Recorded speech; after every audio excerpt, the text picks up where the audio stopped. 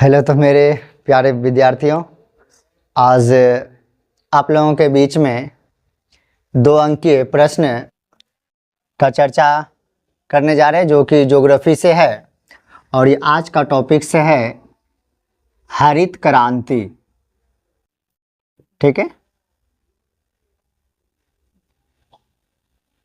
हरित क्रांति जिसको कि बराबर 2 नंबर में और ये 1 नंबर क्वेश्चन में जो कि बराबर जो कि पूछा जाता है।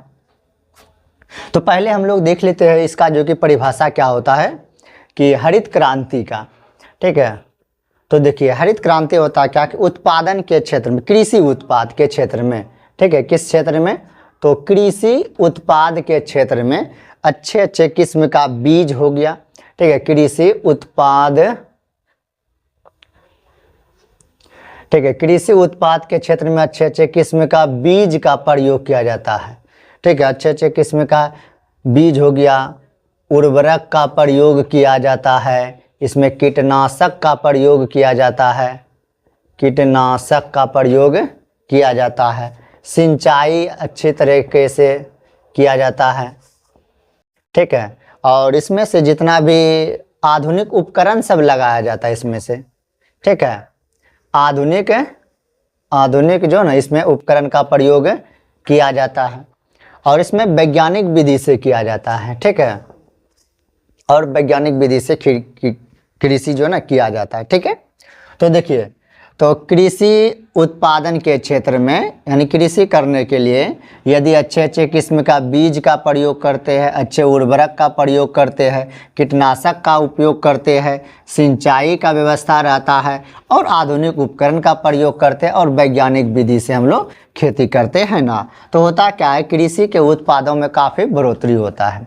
कृषि के उत्पादों में काफ़ी क्या होता है, बढ़ोतरी होता है। इसे ही हम लोग जो है ना हरित क्रांति कहते हैं। ठीक है, तो कृषि उत्पादन के क्षेत्र में अच्छे अच्छे किस्म का बीज, उर्वरक वैज्ञानिक तरीके से किया जाता है, कीटनाशक का प्रयोग किया जाता है, सिंचाई का प्रयोग किया जाता है और आधुनिक का, इन सबों का एकदम भरपूर उपयोग किया जाता है। किसमें, तो कृषि के उत्पादों को बढ़ाने हेतु। जब ये कृषि का उत्पाद जब काफ़ी मात्रा में जब बढ़ जाता है तो इसे ही हम लोग क्या कहते हैं, क्रांति कहते हैं। कोई भी चीज़ में जब बड़ा जब हो जाता है ना, जैसे झगड़ा ही आगे चल करके एक क्रांति का रूप लेता है, तो उसी प्रकार से हरित क्रांति है। तो ज़्यादा उत्पादन हुआ तो इसलिए इसका दे दिया हरित क्रांति नाम। ठीक है, तो अब देखते हैं हम लोग हरित क्रांति का जो ना सबसे ज़्यादा जो ना प्रभाव अगर देखा जाए तो सबसे ज़्यादा प्रभाव इसका पड़ा है गेहूँ और चावल पर। ठीक है, गेहूँ पर और प्लस ले लेते हैं हम लोग चावल पर, सबसे ज़्यादा पड़ता है गेहूं पर।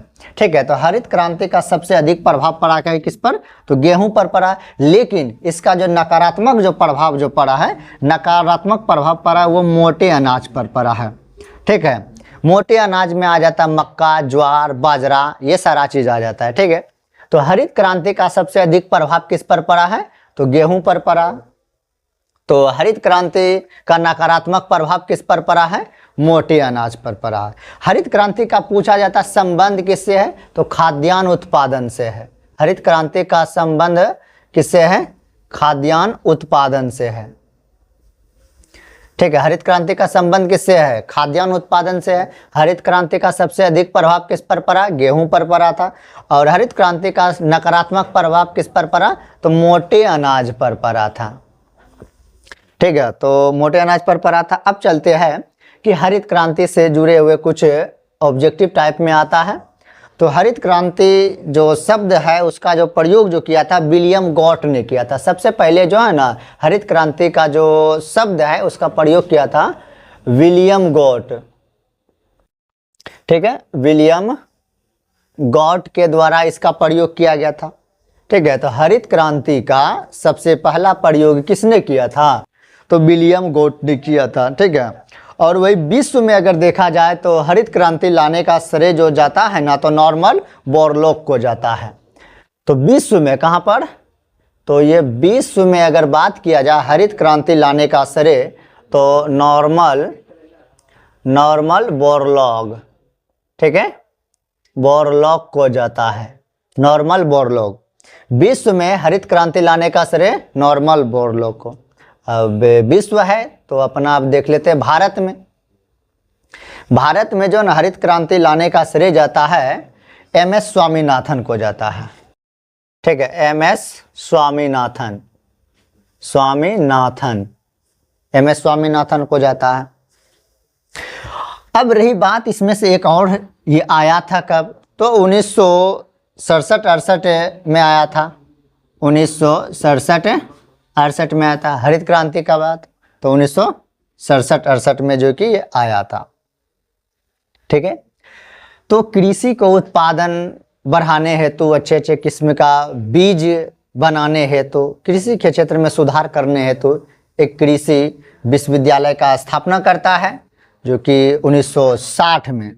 तो याद रखना है कि 1960 में एक कृषि विश्वविद्यालय की स्थापना किया जाता है, और वो कृषि विश्वविद्यालय का स्थापना किया जाता है पंडित जवाहरलाल नेहरू के द्वारा। किसके द्वारा किया जाता है, तो पंडित जवाहरलाल नेहरू, जो कि भारत के प्रथम प्रधानमंत्री है।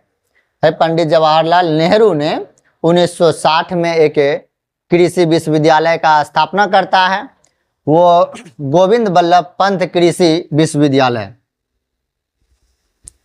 ठीक है, गोविंद बल्लभ पंत कृषि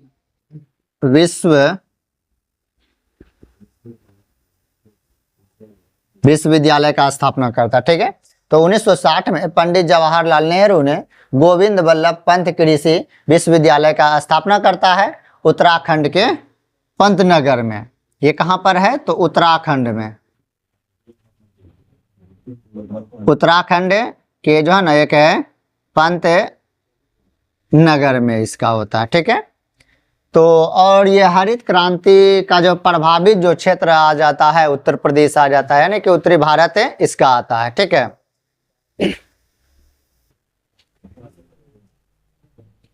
एक बार फिर से जो ना रिपीट करते हैं,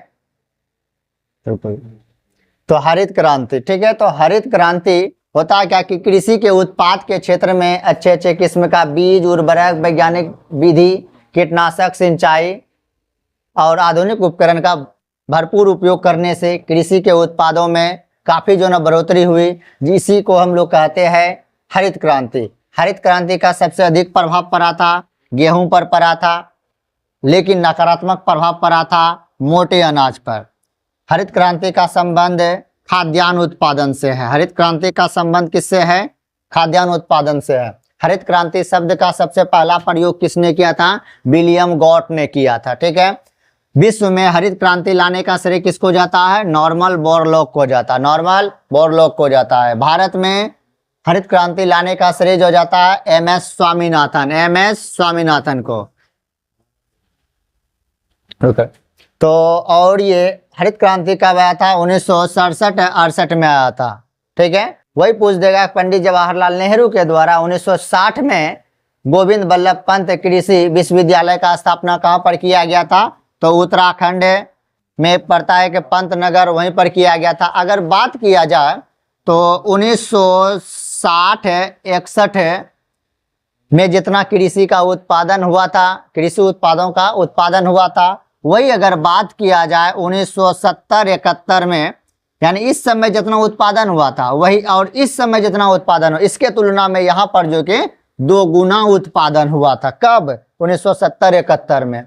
ठीक है, 1960-61 के तुलना में 1970-71 में कितना हुआ था उत्पादन, 2 गुना उत्पादन हो गया था। वही अगर प्रति हेक्टेयर की अगर बात किया जाए तो 1.5 हो गया। ठीक है, 1.5 गुना।